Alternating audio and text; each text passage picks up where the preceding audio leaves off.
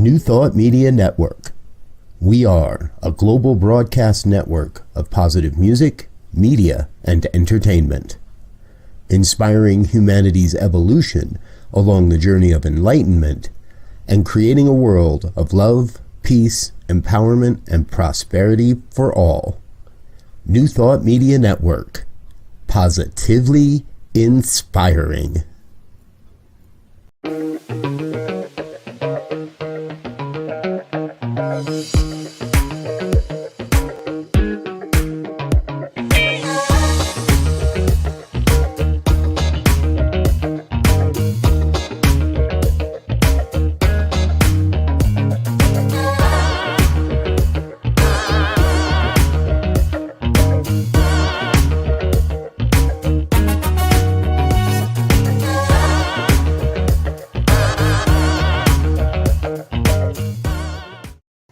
And hello again, dear ones. Rev Robert over here. Rev Z right here. And this is New Thought Today here on the New Thought Media Network. Happens every Tuesday afternoon at 2 p.m. Our opportunity to come together and take a look at, different perspectives and ideas on what the future of New Thought holds and what's happening today in the world of New Thought. Oftentimes we have some great conversations and some great guests here today. However, today it's just my brother Z and I. It feels like it's been forever since we've been together, Z. Yeah. But we're back. So thank you for being here this afternoon yourself as well.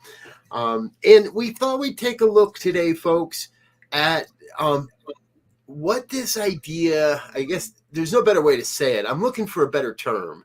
However, I don't think there's any better term that we've come up with yet than hybrid ministry. So, and it really struck me that you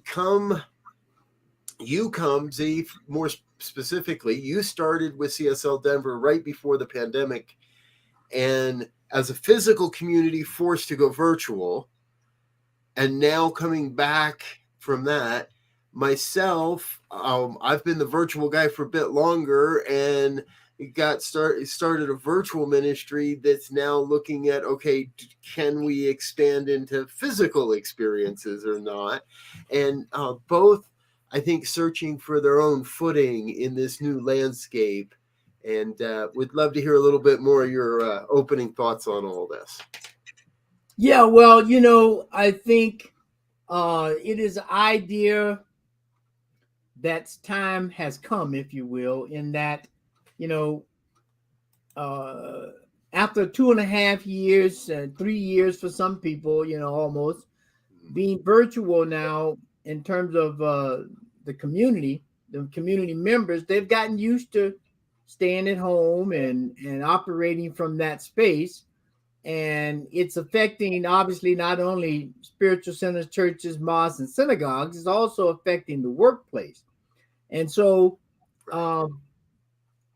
this idea of the hybrid or remote, or however people want to term it, almost now they're finding from the workplace perspective, if you don't have a remote option, at least part-time, people are not even considering the jobs anymore. Right. And so when you think of it in that perspective, I think spiritual communities have to begin to seriously look at what that means for us.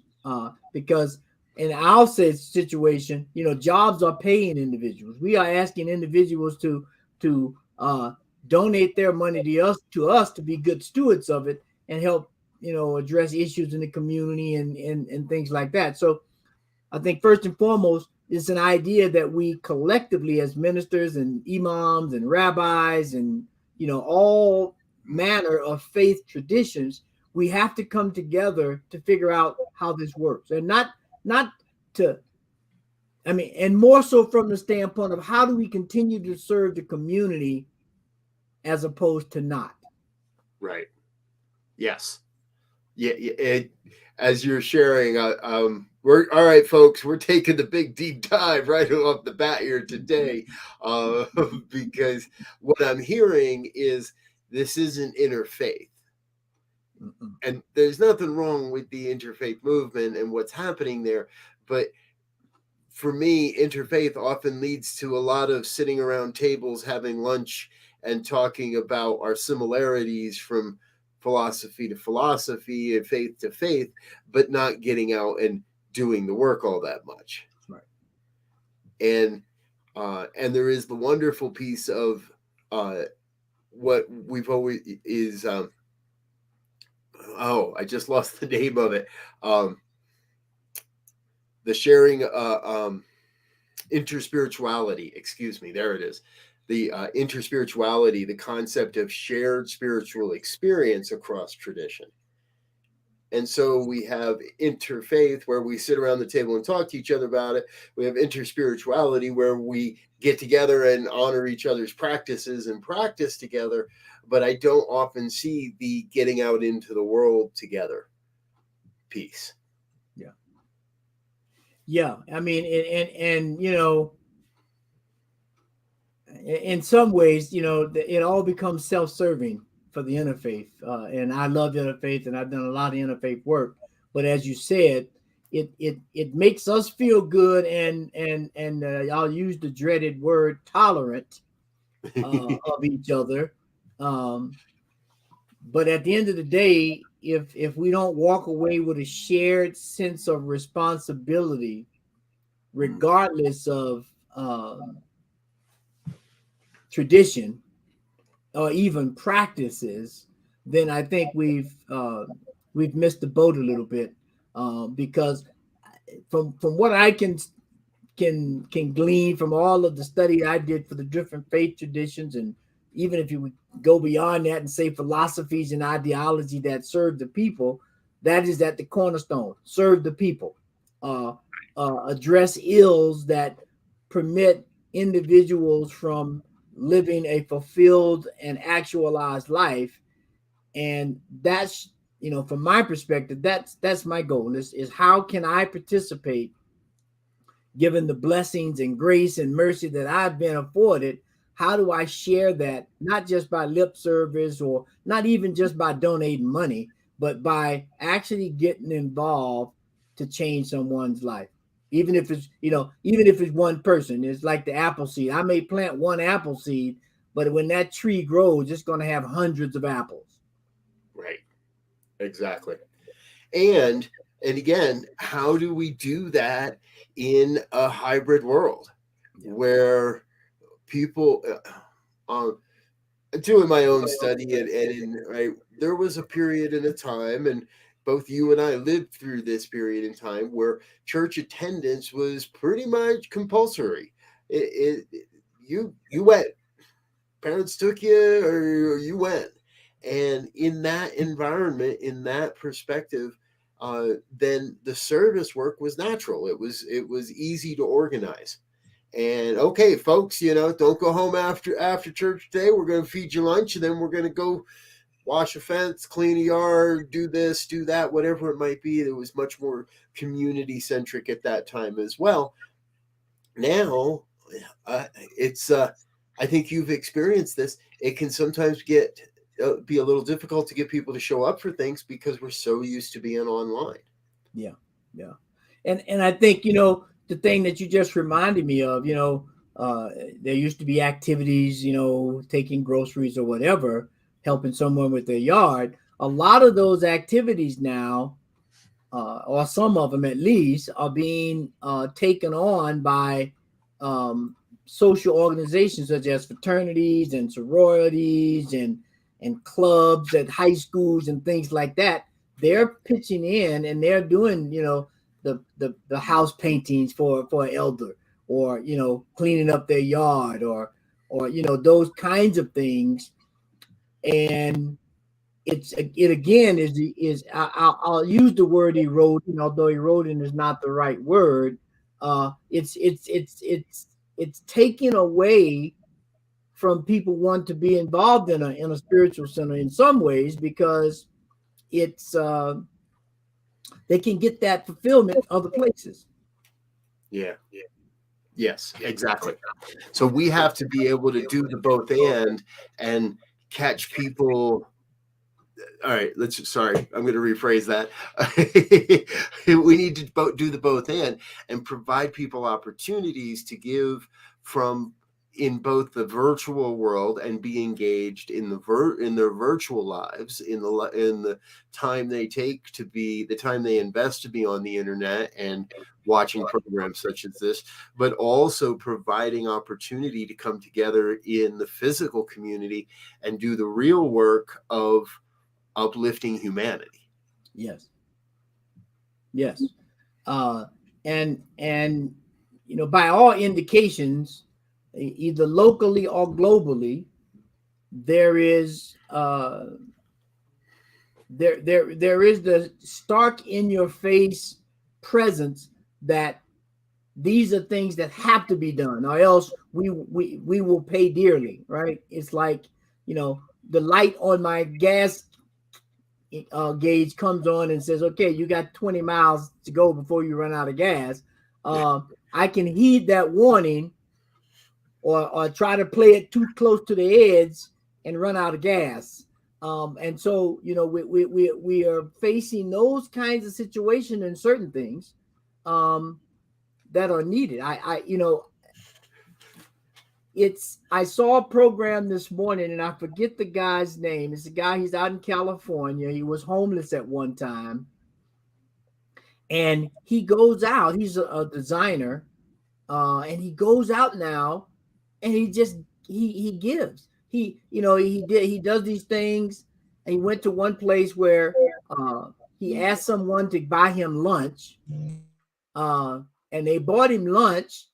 And then he turned around and said, "Oh, because you bought me lunch, I'm going to give you I think it was like $36,000. He asked them for $20 for lunch, and he turned around and gave them $32,000, I think, to help them. They had just come to this country. They had a kid that was at cerebral palsy, and it was just an act of kindness that he's been raising money and giving for. And these are the kinds of things that people are looking to do. People want to get involved because they understand that we're in a place in time where everybody has to give. Now, everybody don't have to give that, but we have to give something. Right. Exactly. And it's more than our thoughts and our prayers. Yes. We have to give so much. I mean, those are necessary, but that's the base.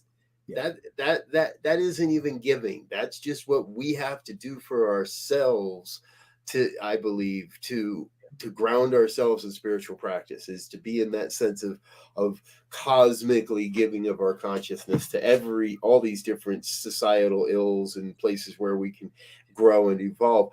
And you're really striking me, because it is a matter of, it doesn't have to be $36,000. Exactly. Right. It just has to be an exchange of the energetic, of the vibration. Yeah.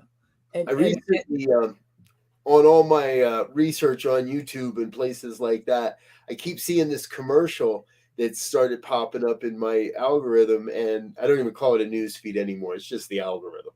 Right? It keeps showing up on my algorithm, but what it keeps reminding me is the top three requested items at homeless shelters.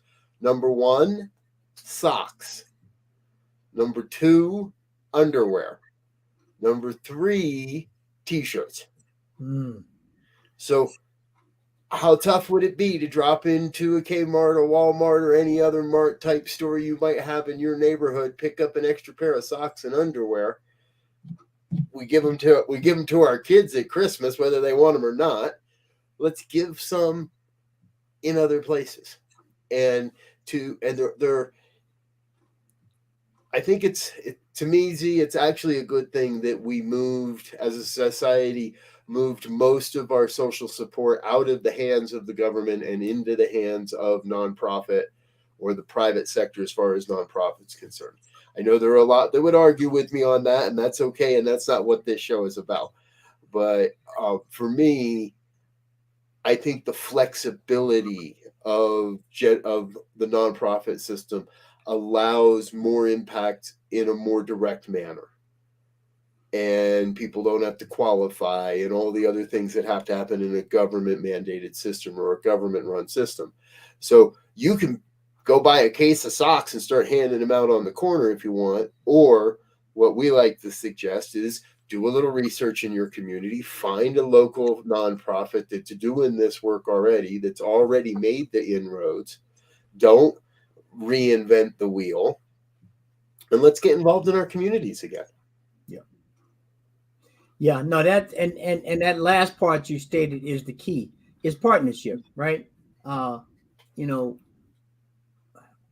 why should I go build a separate food pantry, let's say, when there's one that's already working? Now, I may say, hey, as part of my contribution, I want to make sure that X community has accessibility to this food bank, right? If it's not or whatever, but you know, the logistics and the storage and all of the stuff that goes along with administering that food bank, why reinvent that wheel? Right. You know, and the same thing goes for any other activity where we're giving. And so I think it's going to call upon all these centers and faith tradition leaders to kind of step back out of the ego light, or I don't want to say that, step back out of the limelight, because it's not about me. You know, it's about God, or it's about the Holy Spirit, or it's about Yahweh, or it's whatever term people want to use to identify a higher intelligence. And the high intelligence doesn't really care what you call it, because it's intelligent, so it knows what it is. And so the crux of the matter becomes, how are we going to lean in and allow that intelligence to move through us and to speak through us, so that we can address issues that are in our power? It's not like, you know, we got some major thing and we need to call on the spirit of the divine. I can go get socks myself. I don't need the divine to get the socks. I can do that. I can go serve meals at a food bank. I don't need, you know, there's some other things we can use just grand intelligence to do other than that. And so that's where I'm moving towards. Yes. There are other things we can be doing. Yes, I agree. So, you know, and again, I find it, I think both your ministry and the ministries I'm serving right now stand at a unique opportunity and a unique crossroads. Yes. To say, do we, and I think this, and I'm pretty sure this is happening in conversations all over, especially North America, right? The majority of New Thought communities are across North and now South America, and are saying to themselves, how do we want to create it differently? Because the writing was on the wall before the pandemic. Pew Research Society and others were already showing the decline in attendance, the moving away from in-person services, all the things we've already talked about here this afternoon. But, and unfortunately, you know, they just did another one of those, and the trends are continuing. Unfortunately, every time we hear this Pew Research work, I never actually hear anything about where the trends are leading. They often tell us what's not happening anymore, what's declining, and where things are moving away from. And I'll be honest, folks, I don't do enough research. I'm sure these answers are in there, but I don't see them. So if you know of them, tell us. But I'm always looking for if people are leaving Sunday mornings, where are they going? Yeah. Because I'm pretty sure everybody is still getting, when I look around at the world, the New Thought philosophy appears to be in more places and in more corners and in more voices than ever before. Mm-hmm. Well, and I think, you know, that's an interesting point you make, because given the internet, right, anybody, self-included, can create a video, a podcast, a service, and put it on the net. And if you got the right hashtags, or you got the right search engine words for your stuff to come up, you will get views, and you will get you will get some traction, if you will. Right. But I think what's needed more, and so all that to say, in terms of someone being inspired or someone being motivated to get beyond an issue personally, or move into another level of understanding and self-care and actualization, those things are great, but they're one way. They're pretty much self-contained, right? And so that, in my mind, that will continue even to a greater degree, this whole idea of separation. I will take care of myself, and everybody got the internet. People will say, well, they should go out there and find their own stuff. Well, that's not always true. People at different levels, somebody might be at a level lower than trying to deal with self-actualization. They're trying to deal with a place to eat or a place to sleep. And so, we can't make some of these grand assumptions that we make.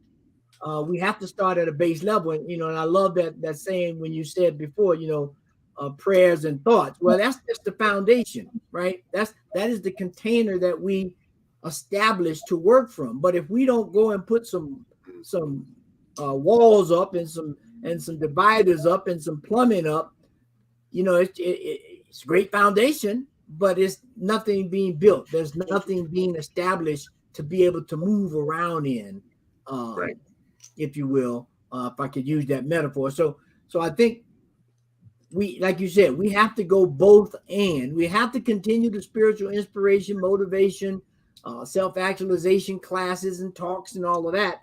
But we also have to get some people on the ground, some boots on the ground, if you will. I was trying to find a better term. But we have to get some people out there knocking on doors, if you will. Right. Hands and hearts. Yes. Hands and hearts. Right. We send our thoughts and our prayers and our love and our consciousness, and we're willing to collect the blankets and donate them to the shelter, or cook the meals and get them out into the streets, or, if you're really called, let's get out there and start really working with some people and getting them into the resources and the places they need, rather than just ignoring them sitting at the stoplight asking for $1 or whatever. I feel like the baseline for spiritual leadership now has expanded. It seems like, okay, you used to be able to say, well, here's my niche, and here's where I play, and I don't play in that other realm. I'm just on this side, and somebody else in our organization does that. Somebody else takes care of that for us. And I think that the role of the spiritual leader has expanded beyond that at this point, that we can't say that anymore. And it's a weird place, because we all know we can't be everything at all times, can't fill all the roles at all the times. And I think the overall field has expanded, that if we're not doing both the inner and the outer work, then how effective does an organization really become? Yeah, I think the future of spiritual leaders, and regardless of faith tradition, we have to become community organizers almost, where and in that organization is the inspiration, the teaching, the hands-on work that needs to be done to create a community, right? Because as you said, there are going to be certain, there may be certain communities who their heartstrung is pulled by youth education. So they may partner with an elementary school, or they may partner with an after school, or they may start their own after school program, and begin to build around that and services to support that. There may be others who rally around, or their expertise, if you will, is food, all right, or housing, and we begin to build communities and coalition around these ideas. and then let them pollinate where they are. At some point, housing and food will intersect. Education or youth development and food will intersect. And then you form a bigger. So you begin to have these concentric circles that begin to create subsets. And that's a prudent way, I believe, to begin to address some of these problems. Yes. Amen. Amen. Amen. Hey, folks, if you wonder what you've stumbled into, this is New Thought Today here on the New Thought Media Network. Myself, my co-host, Reverend Elzia Sekou, and I, we get together on Tuesday afternoons and talk about what we see as the future of New Thought. Sometimes we bring in a guest or two. Sometimes we don't. Today, we're really looking at this, trying to figure out, well, what is the future of New Thought ministry, especially in a hybrid world and in what appears to be the new prevailing model. We're going to take a quick break, let some of our sponsors and other folks say hello, tell you a little bit more about what's going on in the network, but we'll be back with more of New Thought Today in just a minute. Don't go anywhere. We'll be right back.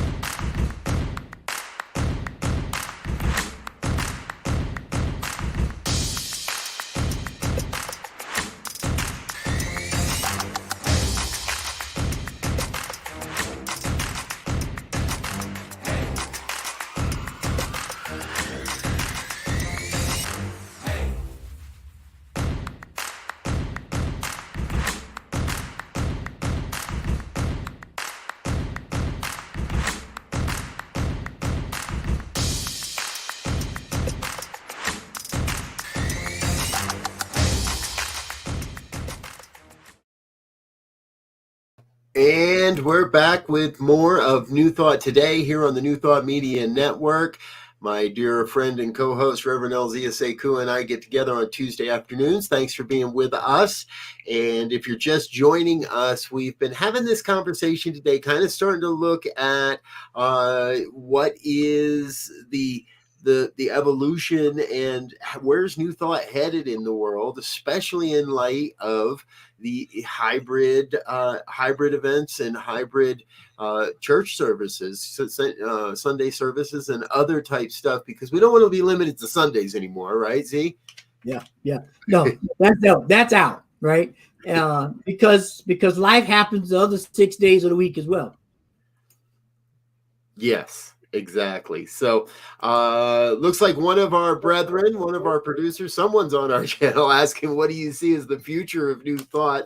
I really do wish we could give you that answer all at once or in one concise package. However, I think that's exactly what we've been talking about, right? Z, it's going to have to be different for each community. So we may have monastery communities that do nothing but sit and pray and are not active, getting their hands and feet dirty, and as it were, in the streets.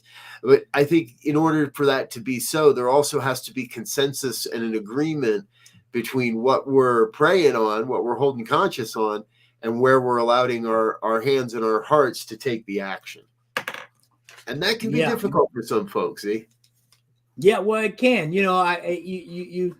You remind me of the story of the two spiritual devotees, if you will, that meet, and one is from a desert region and one is from a rainforest, and they begin to try to describe God, and the guy in the desert says, "Oh man, God is so merciful. He sends us rain, and it's just so great." And the guy in from the rainforest says, "Oh no. We don't want no more rain. We want some sun. We get plenty of rain in the rainforest." right? And so now they're battling over a different perception of the one thing that's providing life to all, trying to do a one-upsman comparisonship, and that's not how it works. And that's how we get these different communities, because different condition requires different things to address whatever it is that needs to be addressed. And so that's how we have to begin, I believe, to look at how we administer for this teaching and this idea of living on a broader scale. Right. Yes. Not every solution fits for every experience. Exactly.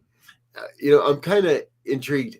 I was watching a program. I ran into this program online, a channel on YouTube, and I don't know where it came from. And it's one guy, and what attracted me was he's doing citizen journalism. He's filming out on public places, and he mentions Lakewood, Colorado, and he mentions and the trap of the clickbait of his headline has something to do with is this city falling apart from drug abuse or something to that degree. So drug abuse in Lakewood, and I'm like, okay, I lived in Lakewood. Z, you live in Lakewood currently. It's right around the corner from the city I live in, and so I got to click. I got to watch it. And it doesn't take long to realize that whoever this guy is, he stayed in Denver. He drove directly west on Colfax until he got to Sheridan Boulevard. And for those that live in the area, Sheridan and Colfax, yeah, there ain't much going on there but drug abuse. It's a center. It's of homelessness. Is it indicative of some of the ills, the societal ills of our country and this city? Absolutely. Does it fully reflect Lakewood? No. Does it fully reflect the problem, let's say, of drugs and drug abuse in the city of Lakewood? No. But after 4 or 5 minutes, I realized what the guy was doing, clicked away to something else. And I've seen him do this for a lot of places now. One area, one microscopic vision of what's going on in that area, and then painting everybody in that area with a broad brush. And I know this is happening to our inner city areas. I know it's happening to neighborhoods in and around Denver as well, where there are not just a lot of good people. They're all good people. And some have been led to believe that the way to maintain, to survive is one avenue. And I think New Thought has a role to play in being able to say, not just we pray for you, but here's a definable path to move from where you are to where you want to be. Yes. And if you follow these steps, not going to happen overnight, but you can change the conditions of your lives by following certain steps. Yeah.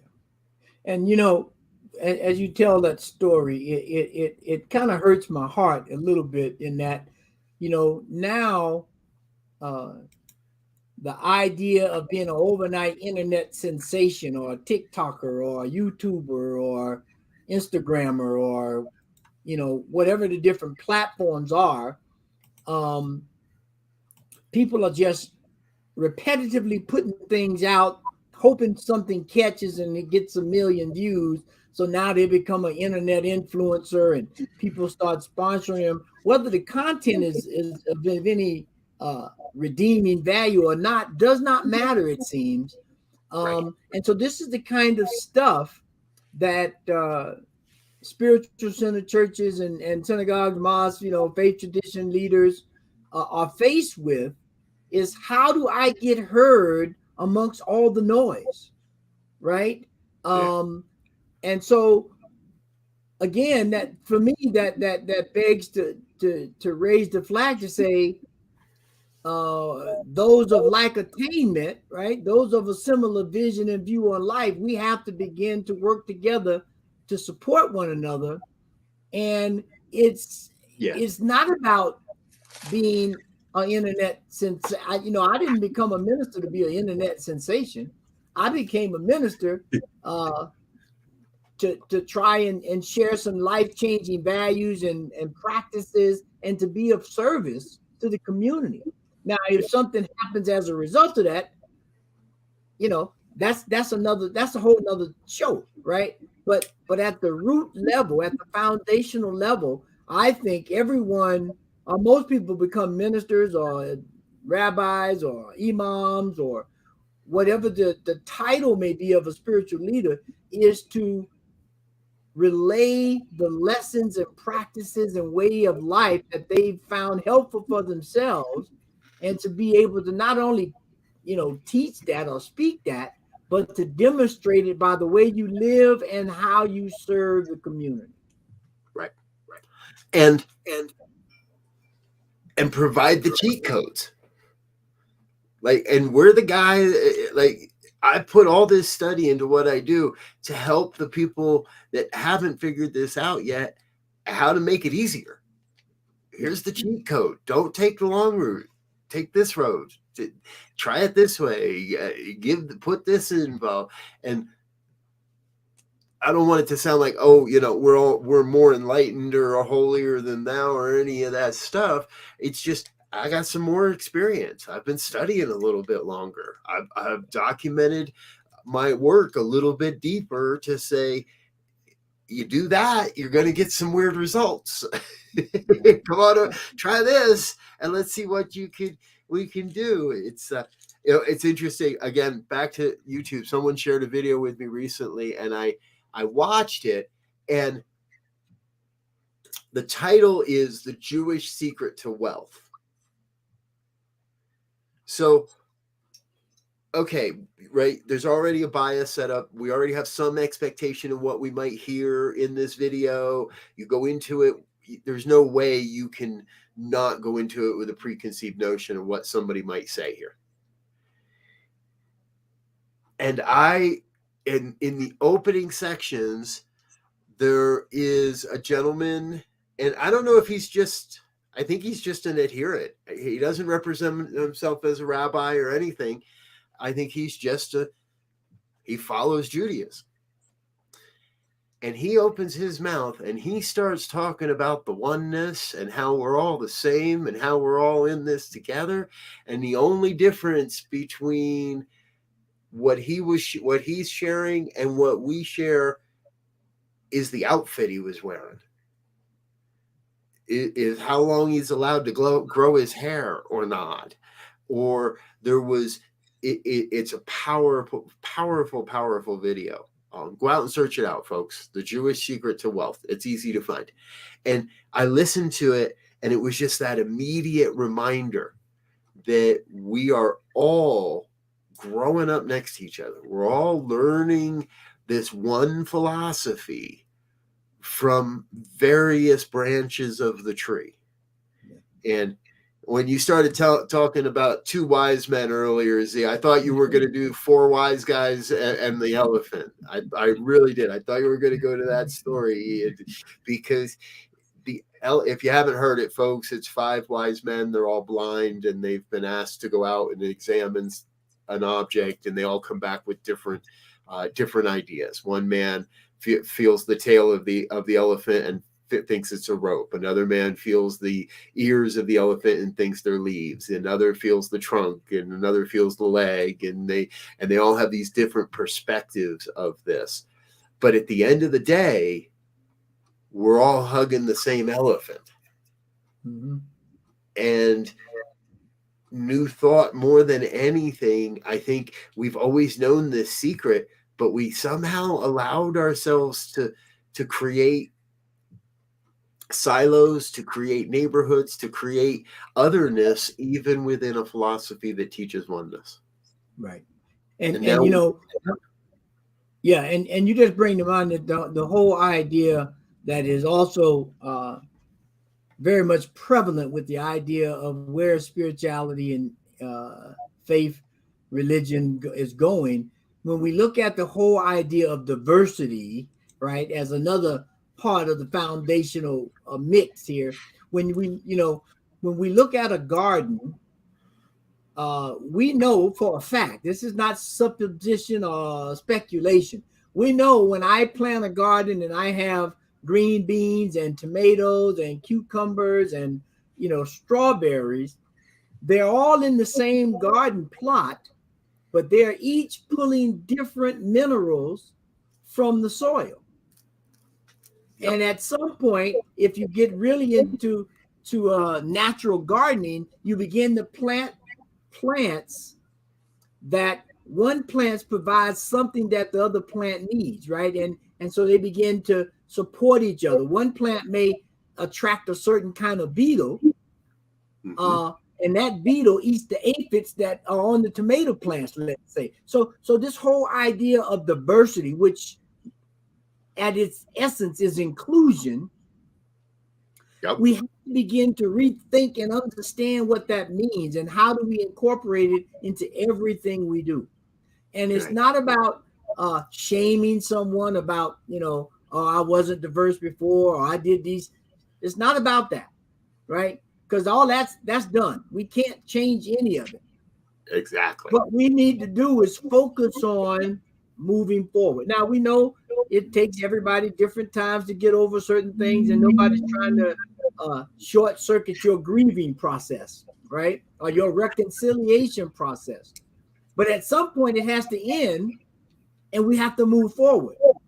And I think all of the stuff that has transpired in the last 3 years, 4 years, depends on where you are and who you're counting with, has led to this moment to where if we want to have a viable option to survive as a global unit, we have to make some changes, and inclusion and diversity and hands and feet. I mean, my university has the theme is head, heart, field, and hand. That's what we have to come up with. We got to have a head for the work. We got to put our heart into it. We got plenty of fields to work. And the only way we work the field is you got to use your hands. Yeah. There's something you said in there that we have to allow time for the reconciliation, and let's make sure that in that time, it's not a cover for the perpetuation. Yeah. We can't play the victim to change and say, oh, I need time to adjust, if all we're doing is still perpetuating the old behavior, the old belief system. And so I think there are times where we have to be willing to say, no, that no longer flies around here, man. We do not do it that way, and you're not going to say that. And we're done. There's no more of it. And you take your process somewhere else if you need to process. And we'll be happy to help you make that change and process through those changes, but under certain parameters. Yes. Yeah, because we this stuff is not rocket science, right? We know that, as they say, many hands make light work of heavy work, right? And so we know there's no need for us to do this alone unless we are serious specialists that has a unique situation, and then we are still supported by those that support us, right? It's never this individual lone wolf kind of mentality. And so as we move into this new hybrid, if you will, where we started the conversation, this hybrid idea of spiritual community and how we become more effective and get people involved other than just watching the video and, take a few notes and keep moving. Right. We have to create something sustainable that's inclusive, that's diverse, that allows for people to have their grieving and their reconciliation and all those things we know that are needed to become whole, complete citizens of the universe. Okay, citizens of the universe. Yeah, I like that one. Yes. Because folks, those that know me know I'm all about breaking down these false perceptions of division and barriers and separation and denominationalism and all the borders are irrelevant. You all know that about me. And so to get there, I have to start looking beyond how you're different than me. Mm-hmm. I have to get to a point, and as quickly as possible, as I can say, what similarities do we have, right?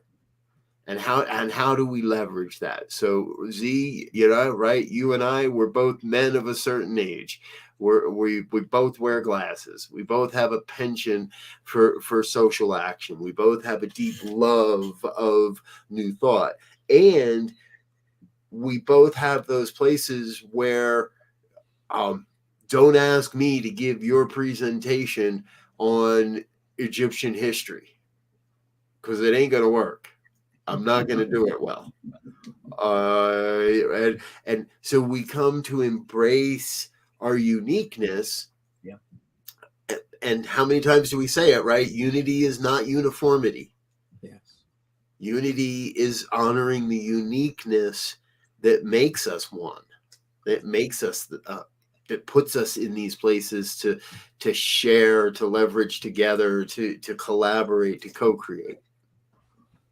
And the other side of that is, maybe a little more tough to swallow, but equality does not mean equal. You're 6 foot something. I'm 5 foot something.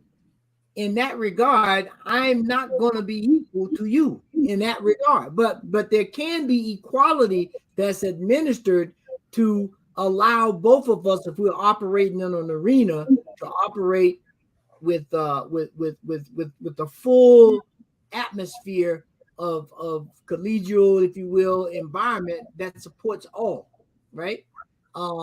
Because oftentimes when we think about equality, we think, I will never be equal to a female. But the equality that's ministered between a male and a female or someone from the LGBTQ community should be the same, regardless of some of these things that we try to match up as equal.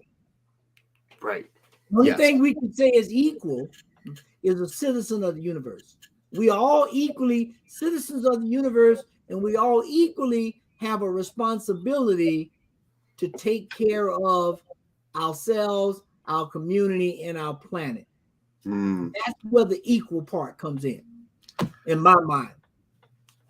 You make me want to sign up for the Galactic Federation. Dude, totally. I'm in. Where do I sign?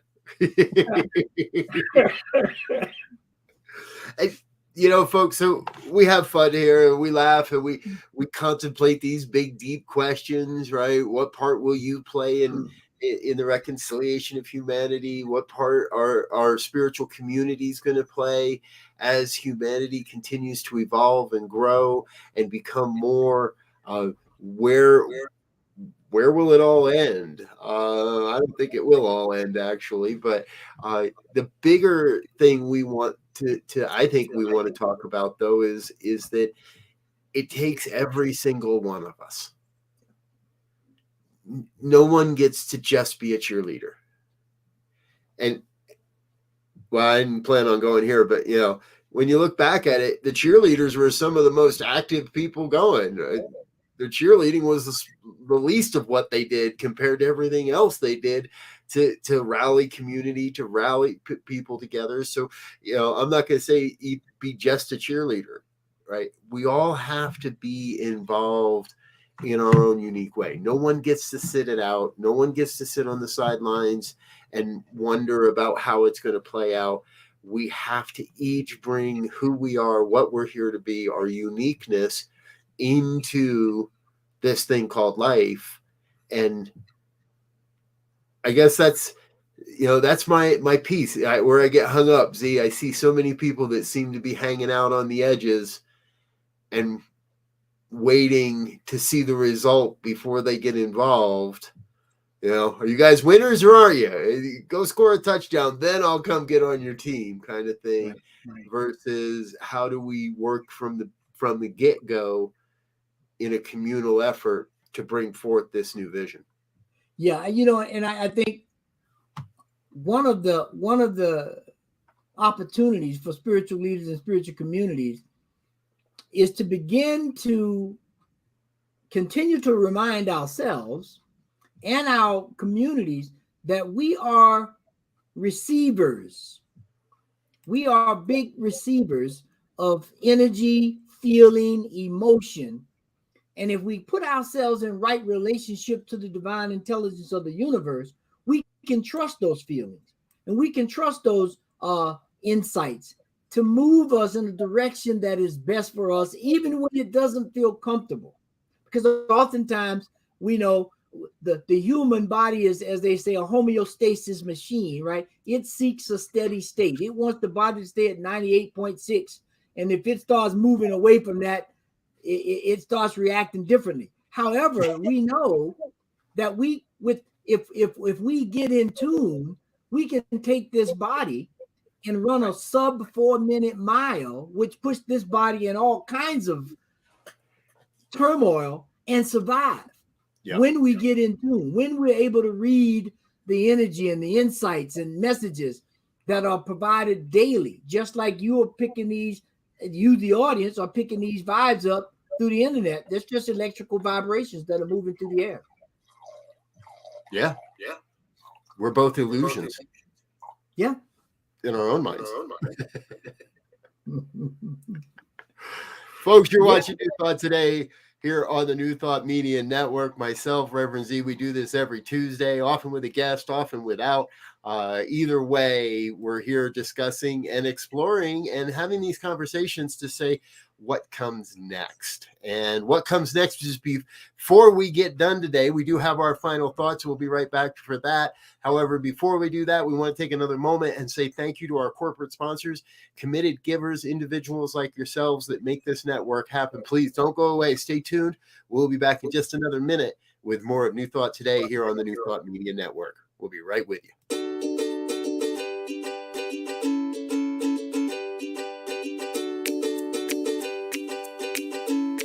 Thank you, Center for Spiritual Living Denver, for your continued support. Thank you, Center for Spiritual Living Midtown Atlanta, for your monthly contribution. Thank you, Center for Spiritual Living North Jersey, for your monthly contribution. And please help us welcome Om Center for Spiritual Living in La Mesa, California. Thank you for your monthly donation. Thank you, Center for Spiritual Living Seattle, for your most generous donation. And a special thanks to Hefferlin Foundation for your generous technology grant.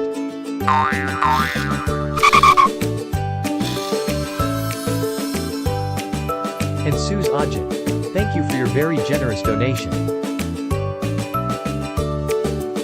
And a super special thank you to Dr. Tracy Brown, RSCP.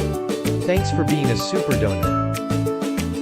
And a big shout out to all our committed donors.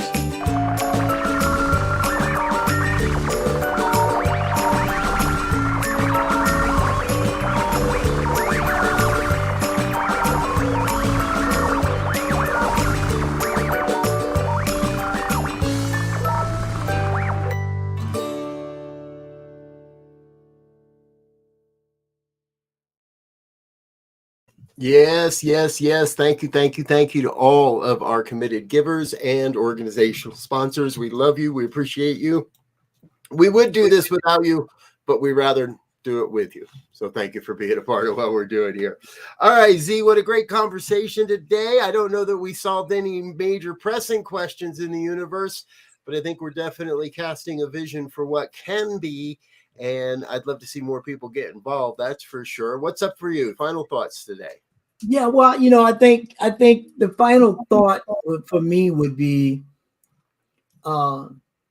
find your place in the symphony of life and play your horn or beat your drum or string your violin, whatever. Find your place in the symphony of life and do that.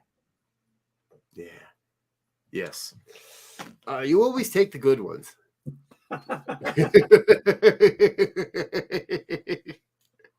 I That's think the that's why energy we got flowing. yeah, I think that's why I love letting you go first anyway. So I agree, folks. Be you. Be authentic. Be the real you. Give where you're called to give. Serve in the ways you're called to serve. And if anybody's telling you no, well, then look for somebody else. Look for another place to serve. Look for another place to give. Look for another way to be who you are, because who you are matters, and it all makes a difference. All right, I think we are good to go, folks. Thank you for being with us here on the New Thought Media Network. We'll be back again next week with more of this. Do remember, later this evening, we've got our Spanish language programming at 6 p.m. Mountain Time, evening prayers at 8:15, as we do every morning and evening. And the rest of our week is filled with a great lineup of programming as well. So please tune in, like, share, and subscribe. Let your friends know what we're doing here around the New Thought Media Network. And we'll continue to share this mighty word with everyone out there. Until next time, we wish you peace and richest blessings. Bye now.